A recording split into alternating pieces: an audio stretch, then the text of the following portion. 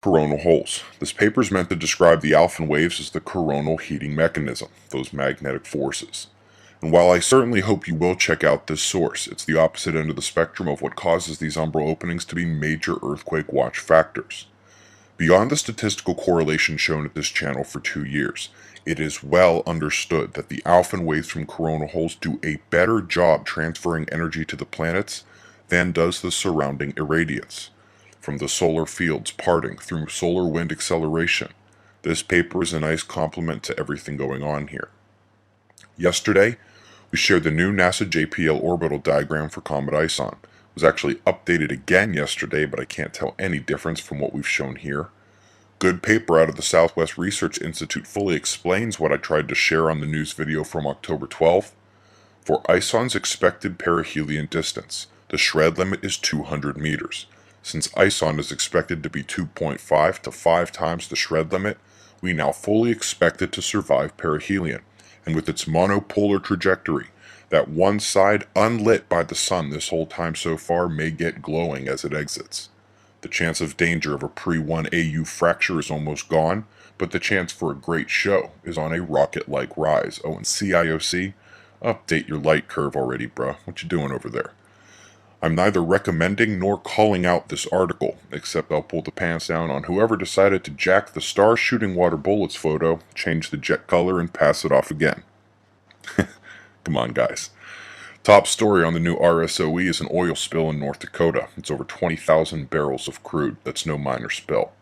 Typhoon has killed 8 in Japan, luckily weakened significantly before swiping Fukushima.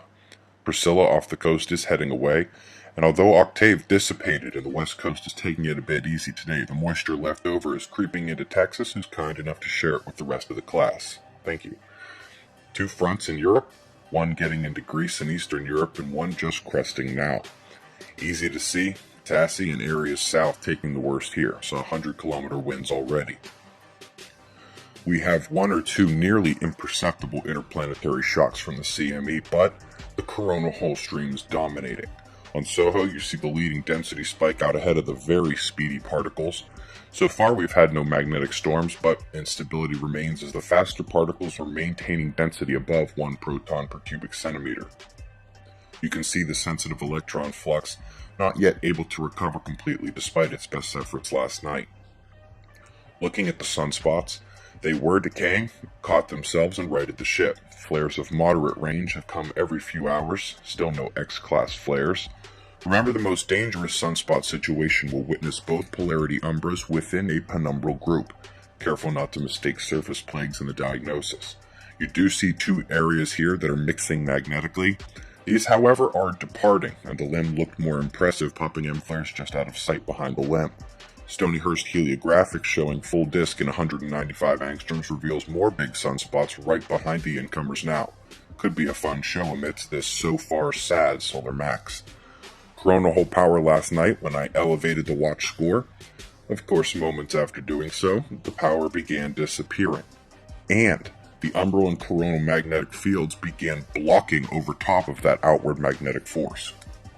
The topside coronal hole is still strengthening and not blocked by the fields, turning in to face Earth directly today. So we indeed have a significant coronal hole and complex sunspots on the disk.